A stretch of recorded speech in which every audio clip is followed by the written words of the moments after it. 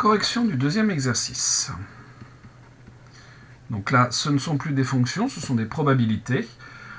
On tire des boules dans une urne qui contient un certain nombre de choses et on nous propose deux modalités de tirage qui vont, première modalité partie 1 et puis deuxième modalité partie 2. Donc on nous propose d'appeler AN, la boule noire n'est pas apparue au cours des n premiers tirages. On se donne un entier n appartenant à une étoile. Et on nous demande d'exprimer AN, donc la boule n'est pas apparue au cours des n premiers tirages, en fonction des événements BK, qui est, on tire la boule lors du kème tirage. Donc si la boule noire n'est pas apparue au cours des n premiers tirages, c'est-à-dire qu'on a tiré une boule blanche au premier, une boule blanche au deuxième, une boule blanche au nème, c'est-à-dire que cet événement AN, ça sera l'intersection pour I allant de 1 à n dBi.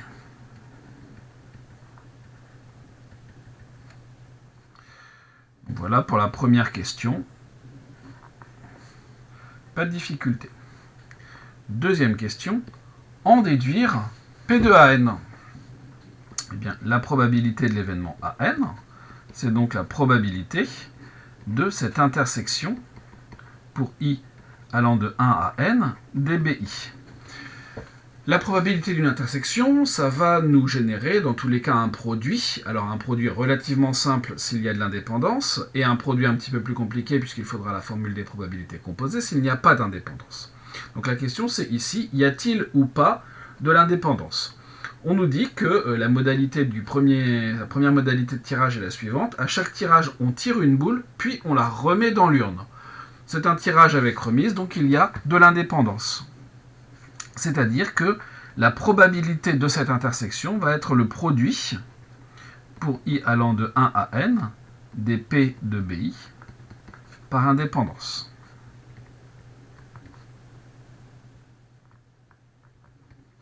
Il faut donc qu'on calcule P de BI. Or, pour tout I appartenant à un n, que vaut P de BI? Comme il y a remise dans l'urne, tous les tirages vont être les mêmes, et on nous dit qu'il y a deux boules blanches et une boule noire. Donc si j'ai tiré une boule blanche, je vais avoir une probabilité de 2 tiers.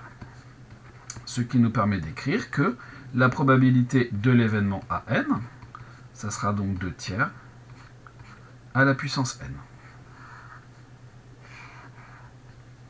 Voilà pour la question 1b. Deuxième question, déterminer la probabilité de l'événement n. Pour ça, on a besoin de savoir ce que c'est que l'événement n. N, c'est la boule noire n'apparaît jamais. Qu'est-ce que c'est que n? C'est la boule noire n'est pas apparue au premier tirage, et la boule noire n'est pas apparue au deuxième tirage, et ainsi de suite, c'est-à-dire l'intersection pour petit n allant de 1 à plus l'infini des AN. En d'autres termes, calculer la probabilité de AN, ça va être calculer la probabilité de cette intersection infinie. Ça nous suggère l'utilisation du théorème de la limite monotone. Pour pouvoir l'appliquer directement, il faut qu'on se pose la question, cette suite d'événements AN est-elle croissante ou décroissante? Ici, qu'est-ce qui se passe? On va avoir une suite décroissante d'événements. Or, pour tout entier n, appartenant à n étoiles, vous avez AN plus 1 qui est inclus dans AN. En effet, j'oublie un E, si AN plus 1 est réalisé, c'est-à-dire qu'au cours des n plus 1 premiers tirages, la boule noire n'est jamais apparue, si au cours des n plus 1 premiers tirages, la boule noire n'est jamais apparue, c'est qu'au cours des n premiers tirages, elle n'était déjà pas apparue. AN, donc dans ce cas-là, l'est aussi. Alors, l'est. Il l'a été précédemment, l'est aussi. Donc la suite AN est une suite décroissante d'événements.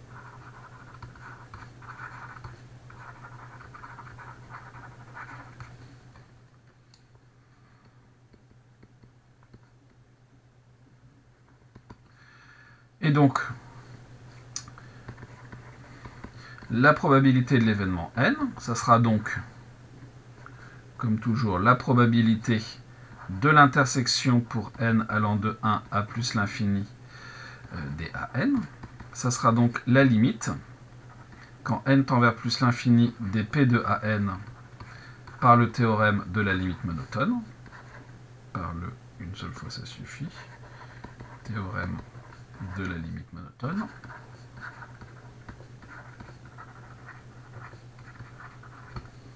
Or, que vaut la limite des P de AN?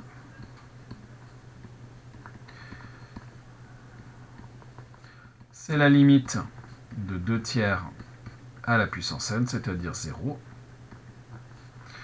puisque 2 tiers est compris entre moins 1 et 1. Conclusion, P de n est égal à 0. Que dire de l'événement n? N est négligeable.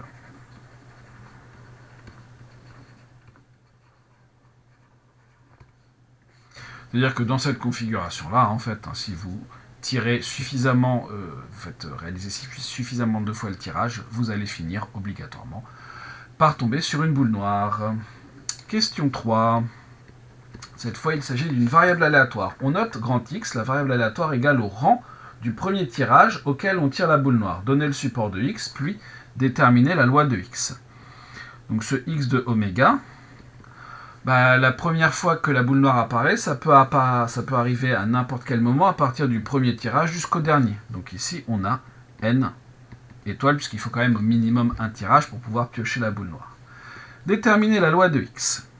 Donc on va se donner un entier k appartenant à n étoiles. La probabilité que x soit égal à k, c'est-à-dire que je vais calculer la probabilité d'avoir eu des boules blanches jusqu'au tirage numéro k. Donc je vais avoir B1 au k-1, inter B2 inter bk-1, inter bk bar. Je tire tout le temps des blanches jusqu'au tirage k-1 et au k-ième tirage, pour la première fois, je tire une noire. Et donc, j'aurai par indépendance la probabilité de B1 multipliée par la probabilité de bk-1 multipliée par la probabilité de bk par indépendance, enfin je devrais dire par mutuelle indépendance,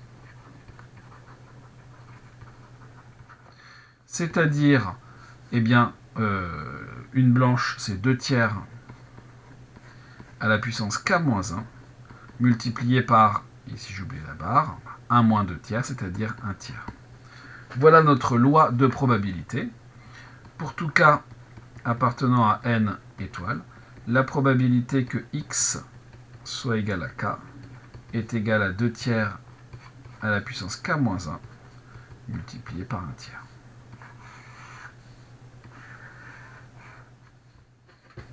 Question 3b. Montrer que x admet une espérance et que e de x est égal à 3. Eh bien, e de x admet une espérance si et seulement si la série de termes généraux k multiplié par la probabilité en question, c'est-à-dire 2 tiers à la puissance k-1 multiplié par 1 tiers, convergent absolument. Donc on va s'intéresser à la convergence absolue de cette série. Donc la somme pour k plus grand que 1 des k 2 tiers à la puissance k-1 multiplié par 1 tiers a la même nature que la série somme pour k plus grand que 1 des k multiplié par 2 tiers à la puissance k-1, qui est convergente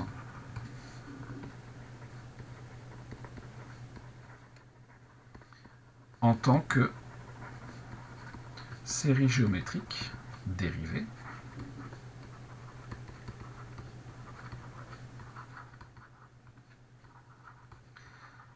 avec 2 tiers qui est compris entre moins 1 et 1. Les séries géométriques et géométriques dérivées, eh bien le Q à la puissance K, et il faut que le Q soit compris entre moins 1 et 1, sinon il y a divergence. Or, la série qui nous intéresse, puisque nous on veut de la convergence absolue, donc les K 2 tiers à la puissance K-1 multiplié par 1 tiers est égal à la somme des K 2 tiers à la puissance K-1 multiplié par 1 tiers. Donc, cette série converge absolument. Cette série converge. Donc, la série de termes général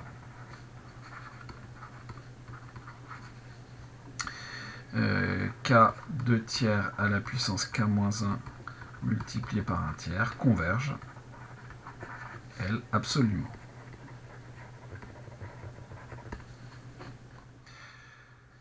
X admet donc une espérance.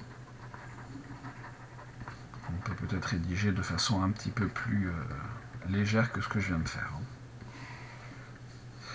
L'espérance de X, c'est la somme de cette série, c'est-à-dire la somme pour K allant de 1 à plus l'infini des K 2 tiers à la puissance K-1 multiplié par 1 tiers. Par linéarité, je sors le 1 tiers, c'est-à-dire que je vais avoir 1 tiers. Somme pour K allant de 1 à plus l'infini des K 2 tiers à la puissance K-1, c'est-à-dire 1 tiers multiplié par 1 sur 1 moins 2 tiers au carré.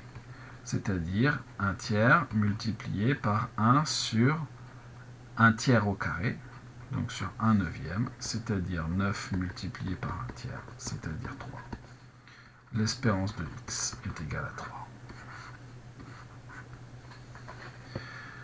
Question de B terminée. Question de C.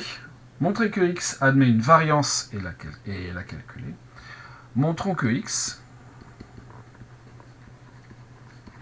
admet un moment d'ordre 2.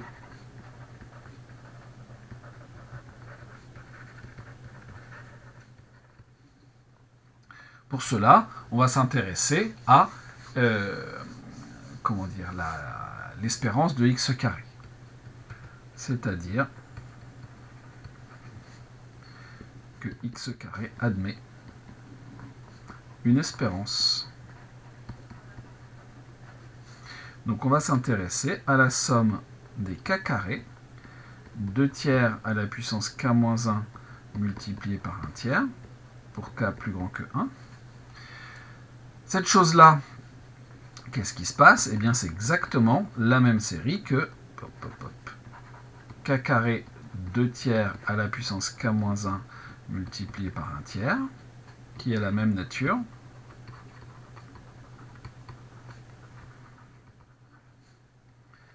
Que la somme des k carrés 2 tiers à la puissance k-1.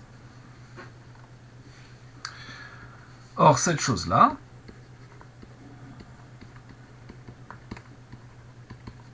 c'est la même série que la série de termes général des k, k-1, 2 tiers à la puissance k-1, plus k, 2 tiers à la puissance k-1. Or, la série de termes général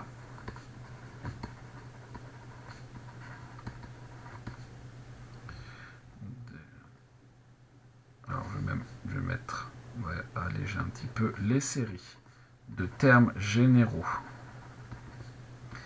k, k-1, 2 tiers à la puissance k-1 et k, 2 tiers à la puissance k-1, eh bien convergent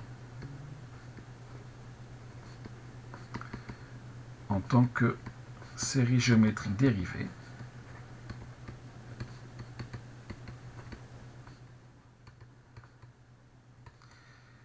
avec Q compris entre moins 1 et 1. Ce qui fait que par somme, la série qui nous intéresse ici, des k, k-1, 2 tiers à la puissance k-1 plus k, 2 tiers à la puissance k-1 convergent. Et donc, la série des k carré 2 tiers à la puissance k-1 multiplié par 1 tiers aussi. D'où x admet un moment d'ordre 2.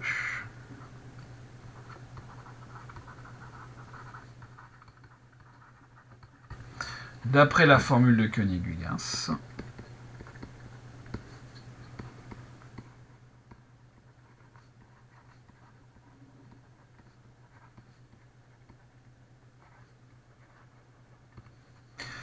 je peux dire que x admet une variance. Ça, c'est intéressant.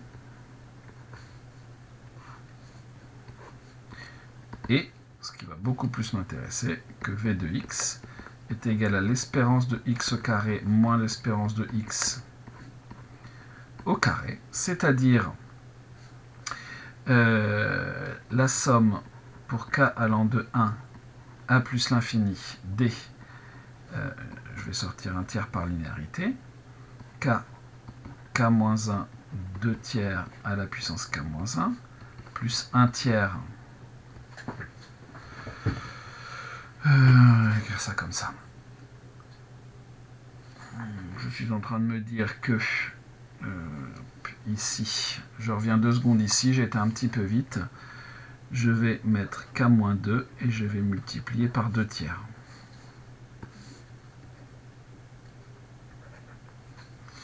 Voilà. Donc ce qui me permet d'aller un petit peu plus vite ici.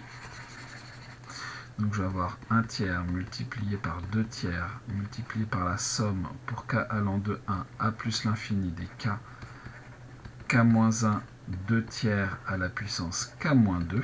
Je peux même commencer ma somme à 2, puisque pour 1 ça vaut 0. Plus 1 tiers somme pour k allant de 1 à plus l'infini des k 2 tiers à la puissance k-1 moins 3 au carré 9. Donc ce qui va me faire 2 neuvièmes. Cette chose-là, ça vaut quoi? Eh bien, ça vaut 2 sur 1 moins 1 tiers au cube. Plus 1 tiers. Cette somme-là, on l'a déjà calculée. Donc, on a trouvé 1 sur 1 moins... J'ai marqué 1 moins 1 tiers, mais c'est 1 moins 2 tiers. Au carré, c'est-à-dire 2 neuvièmes multiplié par 2 sur 1 tiers au cube, donc 1 sur 27, plus 1 tiers, on l'a déjà calculé, c'est 3, j'ai oublié le moins 9, ce qui nous fait 4 sur 9 multiplié par 27, plus 3 moins 9, moins 6. 27 sur 9, ça nous fait 3. 3 fois 4, 12. 12 moins 6, 6. V de x est égal à 6. Donc j'ai une espérance égale à 3, une variance égale à 6. Deuxième partie. On va marquer première partie tout en haut.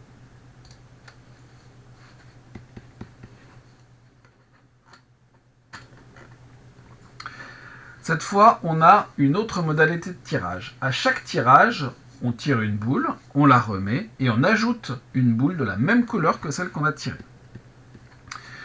Question 1A, une question qui n'a rien à voir avec des probabilités, puisqu'on nous parle de série. Montrez que la série, somme pour n plus grand que 1 des 1 sur n plus 1 moins 1 sur n plus 2, converge et déterminez sa somme.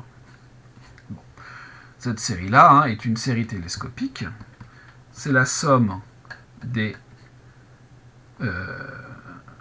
moins un plus 1 moins un pour n plus grand que 1, où un est égal à 1 sur n plus 1.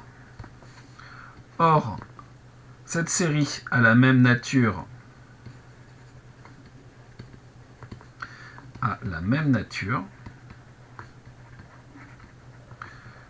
que la série somme pour n plus grand que 1 des un plus 1 moins un, qui est une série télescopique.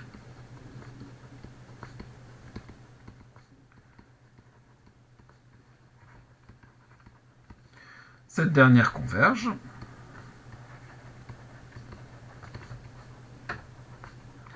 Si et seulement si la suite un converge.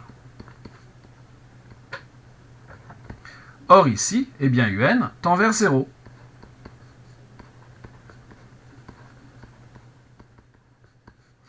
Donc ma série de départ, somme pour n plus grand que 1 des 1 sur n plus 1 moins 1 sur n plus 2, converge. Reste à calculer la somme.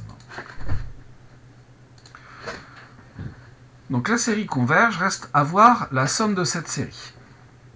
Donc la somme pour n allant de 1 à plus l'infini, je crois que c'était ça qui était, oui, n plus grand que 1. Pour n allant de 1 à plus l'infini des 1 sur n plus 1 moins 1 sur n plus 2, ça sera l'opposé de la somme pour n allant de 1 à plus l'infini des 1 sur n plus 2 moins 1 sur n plus 1, qui sera donc égal à moins la limite quand n tend vers plus l'infini des un, moins un.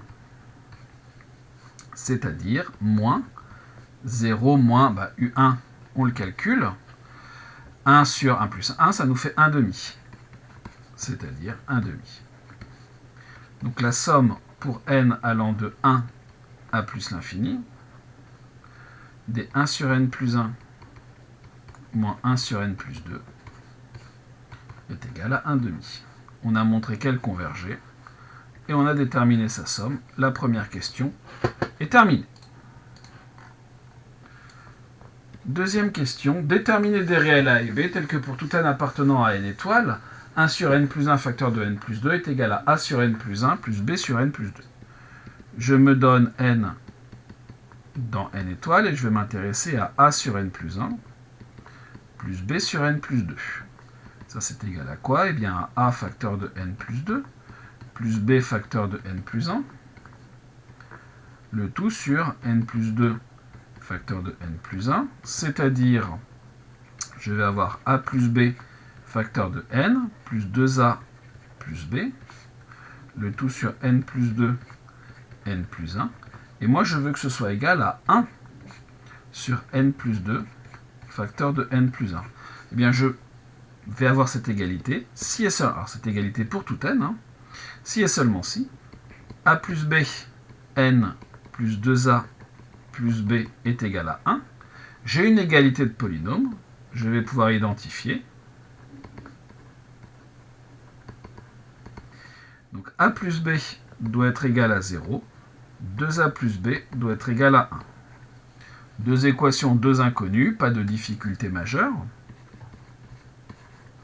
Je vais garder par exemple a plus b égale 0, et ma deuxième équation, je vais la remplacer par quoi? Eh bien, je vais remplacer L2 par L2 moins L1. 2a moins a, il va me rester a, b moins b, il ne reste rien.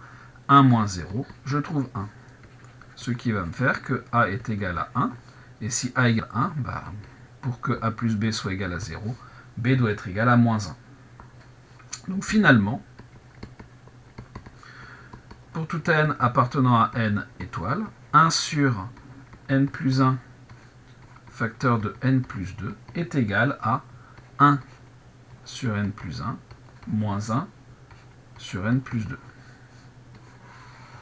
Et comme par hasard, on retrouve ici le terme général de la série que l'on a étudiée à la question précédente. Question C. Montrer que pour tout n appartenant à n, P de AN est égal à 2 sur n plus 1, n plus 2, sachant que l'événement AN, c'est la boule noire, apparaît pour la première fois au énième tirage. On va réutiliser les BK de la question d'avant. Donc ici, pareil, on se donne n dans n étoiles. Qu'est-ce que c'est que P de AN? Eh bien, c'est la boule noire est apparue pour la première fois au énième tirage, c'est-à-dire qu'avant, eh bien, on n'a eu que des boules blanches. Donc on a fait B1, on a fait B2, on a fait B n-1, et pour la première fois, à ce tirage-là, eh bien on obtient Bn. On n'obtient pas Bn, justement, on obtient l'événement contraire de Bn. Et là, par contre, attention, il n'y a plus d'indépendance, parce que, certes, je remets la boule, donc c'est un tirage avec remise, mais le tirage suivant ne sera pas dans les mêmes conditions, c'est-à-dire que je vais remettre la boule et je remets encore une boule. Qu'est-ce que je vais avoir ? Ici, je vais avoir la probabilité de tirer une boule blanche au premier tirage, multipliée par la probabilité d'avoir une boule blanche au deuxième tirage, sachant que j'ai obtenu une boule blanche au tirage précédent. C'est la formule des probabilités composées, en fait. Donc ici, je vais avoir la probabilité sachant B1 et Bn-2 de Bn-1, multiplié par la probabilité sachant B1 et... Alors ici, c'est un 2 mal fait. N-1 de Bn bar. Maintenant, il va falloir que l'on calcule toutes ces probabilités. Je choisis une boule dans mon urne. Des blanches, j'en ai 2 sur 3. Pour le tirage d'après, je vais remettre la boule blanche que j'ai tirée et j'en remets une. Ce qui fait que je me retrouve avec 3 blanches sur 4. Multiplié par, à chaque fois j'en remets une. Et ici, donc là j'en ai remis une, et là j'en ai remis n-2 finalement. Donc je vais avoir quoi ? Je vais avoir mes 3 boules blanches initiales, plus les n-2 boules que j'ai rajoutées. Et au numérateur, j'ai quoi ? Les 2 boules que j'avais initialement, plus les n-2 blanches que j'ai rajoutées. Au tirage suivant, qu'est-ce que je vais prendre ? Je prends la noire. Donc j'ai une noire sur les 3 plus n-1 que j'ai rajouté. Parce que forcément, j'ai rajouté une blanche. Mais au dernier tirage, entre guillemets, j'ai eu de la chance, puisque c'est une boule noire que j'ai rajoutée. Et si on regarde ce qui se passe, donc on va avoir 2 tiers, multiplié par 3 quarts, multiplié par 2 plus n-2, ce qui va me faire n, divisé par 3 plus n-2, c'est n plus 1, multiplié par 1 sur 3 plus n-1, ce qui va me faire n plus 2. Le 3 se simplifie ici, le 4 va se simplifier avec celle d'après, le n, eh bien en fait il se sera simplifié avec le dénominateur de la fraction précédente. Et il me restera juste le n plus 1 au dénominateur qui va se simplifier avec rien, le n plus 2 qui va ne se simplifier avec rien, et mon 2 que j'ai au numérateur. Donc j'ai bien 2 sur n plus 1, facteur de n plus 2. Donc finalement, pour tout n, et si j'ai oublié de marquer quand même que c'est d'après, la formule des probabilités composées.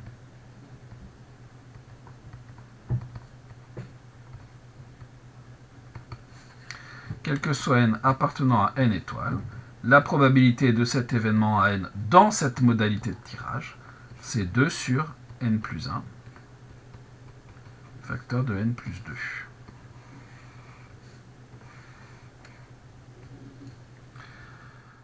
Calculez alors la probabilité de l'union pour k allant de 1 à n des AK.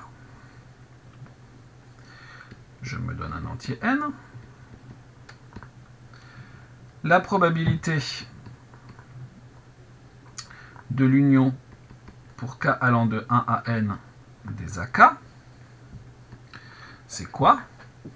Mais ici, les AK, la boule noire apparaît pour la première fois au énième tirage. C'est-à-dire que A1 est incompatible avec A2. Puisque si la boule noire est apparue pour la première fois au premier tirage, elle n'est pas apparue pour la première fois au deuxième tirage. Donc ici, les AI sont tous incompatibles 2 à 2. Ce qui fait que, ça sera quoi ? Là, eh bien, la somme pour k allant de 1 à n des P2 AK par incompatibilité.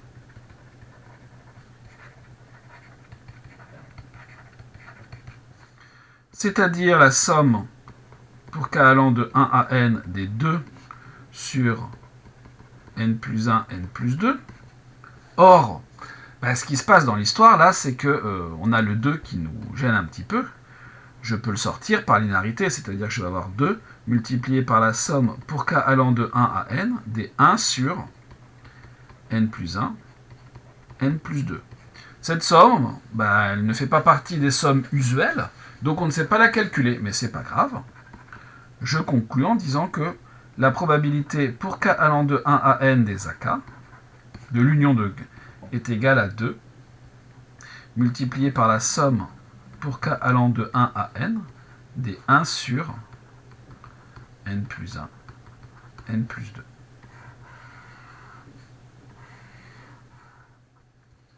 Et on ne peut pas aller plus loin pour cette question. Question suivante. En déduire P de n bar. N bar, c'est quoi? C'est tout simplement la boule noire n'apparaît jamais. C'est-à-dire que c'est 1 moins P de n, tout simplement. Qu'est-ce que c'est que P de n?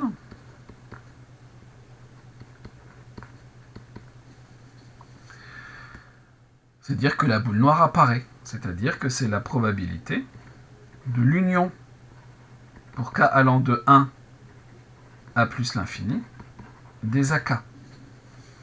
Et ça, c'est quoi? D'après le corollaire du théorème de la limite monotone, c'est la limite quand n tend vers plus l'infini des P de l'union pour k allant de 1 à n des AK par le corollaire du théorème de la limite monotone.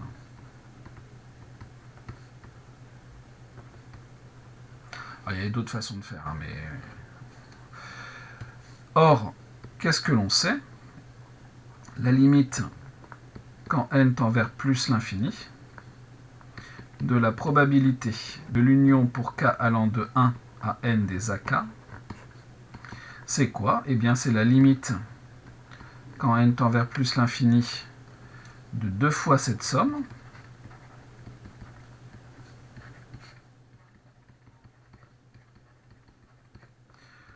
qui vaut 2 fois 1 demi, c'est-à-dire 1, d'après la question 1a.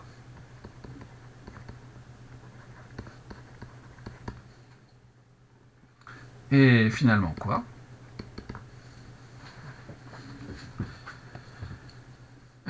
P de n bar est égal à 1 moins, c'est-à-dire à 0.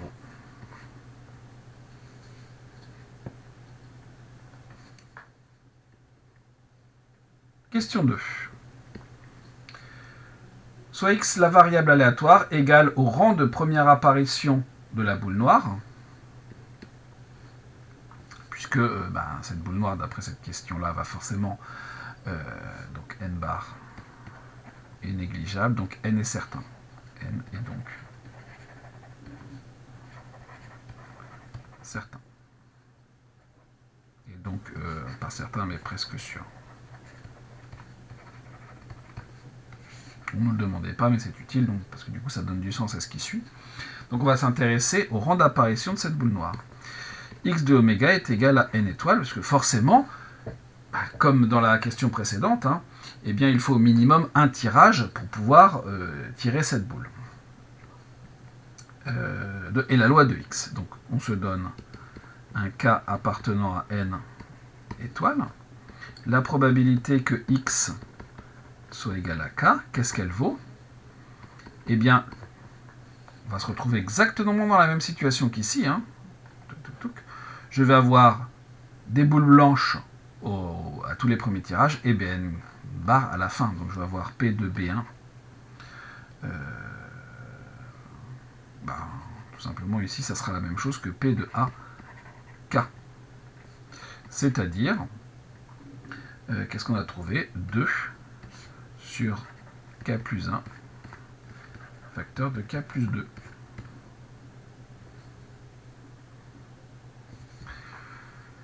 On a la loi de x. P de x égale K est égal à 2 sur K plus 1, facteur de K plus 2. Question B. Montrer que la série somme pour k plus grand que 1 des 2 sur des 1 des k, décidément, k plus 1, k plus 2, diverge. Cette somme-là, elle est égale à quoi? Eh bien, à la somme des k plus 1 sur k plus 1, k plus 2.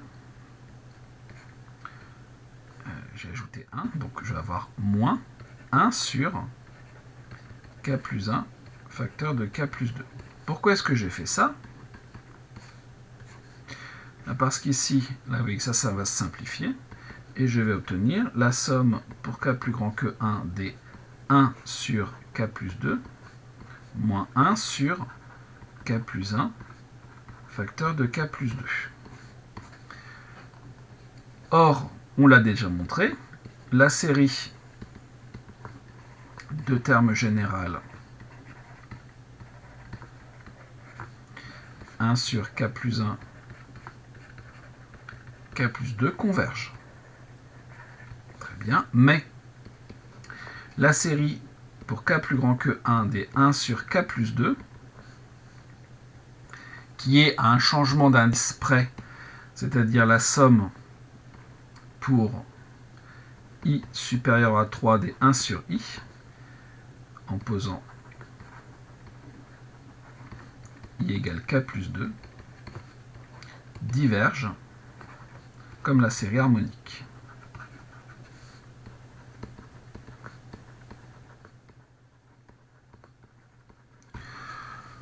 Finalement, on a une convergente moins une divergente. Par somme, la série qui nous était proposée au départ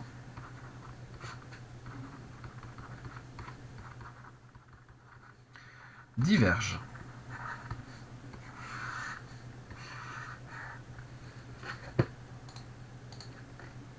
Dernière question. En déduire que x n'a pas d'espérance. Eh bien, x admet une espérance, toujours si et seulement si. La série somme des k p de x égale k, pour k supérieur à 1, converge absolument. Donc, qu'est-ce que vous avez? On s'intéresse à la somme pour k plus grand que 1 des k multiplié par 2 sur k plus 1, k plus 2, avec des valeurs absolues. Celle-là, c'est quoi? Eh bien, ça sera la même que la somme pour k plus grand que 1 des 2 fois k sur k plus 1, k plus 2, qui a la même nature que la série précédente.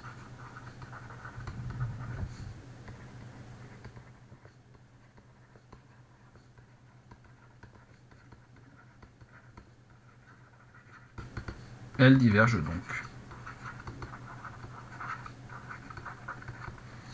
Donc x n'a pas d'espérance.